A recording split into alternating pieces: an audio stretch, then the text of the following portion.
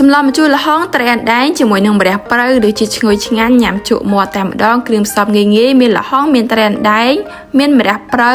មានដូចជារំដេងរមៀតម្ទេសស្លឹកក្រូចនិងខ្ទឹមឥឡូវជំហានដំបូងគឺយើងចាប់ផ្ដើមយកត្បាល់មកស្អាតហើយយើងចាប់ផ្ដើមបុកជាមួយនឹងគ្រឿងរបស់យើងបែបនេះគឺថាថ្មីប្លែកតែម្ដងដាក់ម្ទេសដាក់ជាមួយនឹងខ្ទឹមចឹងណាបន្តមកទៀតដាក់ស្លឹកក្រូចហើយនឹងរំដេងហើយបន្តមកទៀតគឺយើងដាក់ជាមួយនឹងរមៀតបន្តិចទៅ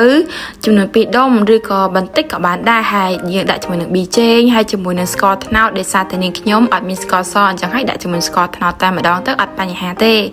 សូមអ្នកទាំងអស់គ្នាចាប់ផ្ដើមបុកវាបានចូលជាតិអញ្ចឹងណាចាប់ផ្ដើមបុកវាឲ្យម៉ត់ទៅបុកឲ្យស្រួលបួនអ្នកទាំងអស់គ្នាប្រយ័ត្នខ្ទាតចូលភ្នែកដោយសារតែម្ទេសស្រស់រហូតដល់នេះខ្ញុំដាក់តែម្ទេសក្រៀមហ្មងអញ្ចឹងហើយរៀងប្លែកតិចនេះដាក់ម្ទេសស្រស់ម្ដងគឺយើងមានអីដាក់ហ្នឹងទៅគ្រឿងផ្សំរបស់យើងគឺចាប់ផ្ដើមម៉ត់ 80% ហើយអ្នកទាំងអស់គ្នាបន្ថែមជាមួយនឹងប្រហុកមួយត្រីទៅឬក៏2ត្រី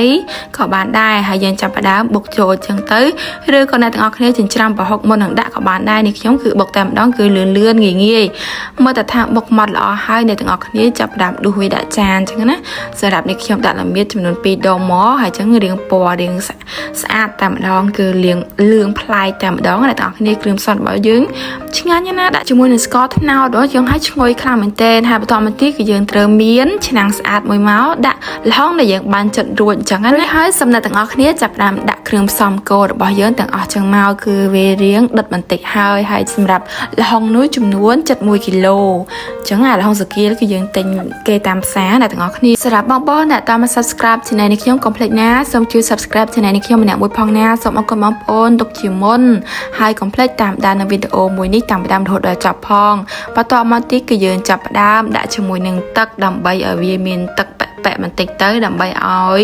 ល្ហុងរបស់យើងគឺថាវារៀងទន់អញ្ចឹងណាអ្នកទាំងអស់គ្នាដាក់ទឹកមកល្មមឯងកុំច្រើនពេកបន្តមកទៀតគឺយើងចាប់ផ្ដើមលើកឆ្នាំងរបស់យើងដាក់ទៅហ្គាសទៅហើយយើងគ្របគម្របវាទុកឲ្យវាមកពុះទៅអ្នកទាំងអស់គ្នា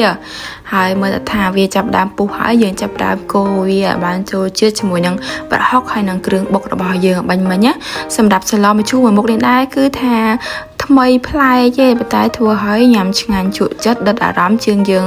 ដាក់ដាំទឹកចោលឲ្យបងកូនស្លឹកគ្រៃស្ក្រូចអញ្ចឹងអ្នកទាំងអស់គ្នាអាចសាកល្បងបានគឺថាមុខម្ហូបមួយមុខនេះដែរគឺថាងាយស្រួលហើយឆ្ងាញ់មែនទែនអស់លុយតិចទេអត់អស់ច្រើនទៀតសន្សំសំចៃតែម្ដងកូរឲ្យបានសព្វចូលជាតិហើយសំណែទាំងអស់គ្នាចាប់ផ្ដើមយកគម្របមកគ្របវាទុកមួយពុះឲ្យវាបានញាប់ល្អសិនអញ្ចឹងណានៅពេលដែលវាចាប់ផ្ដើមពុះល្អហើយសំណែទាំងអស់គ្នាចាប់ផ្ដើមយកត្រីអាំងដែងដែលយើងបានត្រាំជាមួយនឹងទឹកឲ្យវារីកសិនណាអ្នកទាំងអស់គ្នាហើយយើងដាក់ជាមួយបន្លែរបស់យើងតែម្ដងហើយយើងបន្ថែមជាមួយនឹងទឹកវាមករៀងលិចមកល្មមសំរុំតាមតម្រូវការរបស់យើងតែម្ដងទៅរួចជាការស្រេចដាក់ត្រីហើយសំណាក់ទាំងអស់គ្នាចាប់ផ្ដើមគ្របវាទុកមួយឡៃសិនអញ្ចឹងណាទុកវាមកពុះខ្ជុលបែបនេះហើយសំណាក់ទាំងអស់គ្នាចាប់ផ្ដើមដាក់ជាមួយនឹងអំពិលទុំដាក់អំពិលទុំហ្នឹងដាក់សៀបស្ទង់មើលផងអ្នកទាំងអស់គ្នាប្រយ័ត្នជូរជ្រុលឬក៏វាអត់ជូរយើងភ្លក់មើលហើយចាប់ផ្ដើមវាយគ្រឿងតាមហ្នឹងទៅជូរផ្អែមប្រៃផ្អែមអីចឹងតាមចំណុចចិត្តរបស់អ្នកទាំងអស់គ្នាបន្តិចទៀតគឺថាសម្លរបស់យើងគឺថាចាប់ផ្ដើមឆ្អិនហើយចាប់ផ្ដើមជះក្លិនឈ្ងុយបណ្ដាហើយ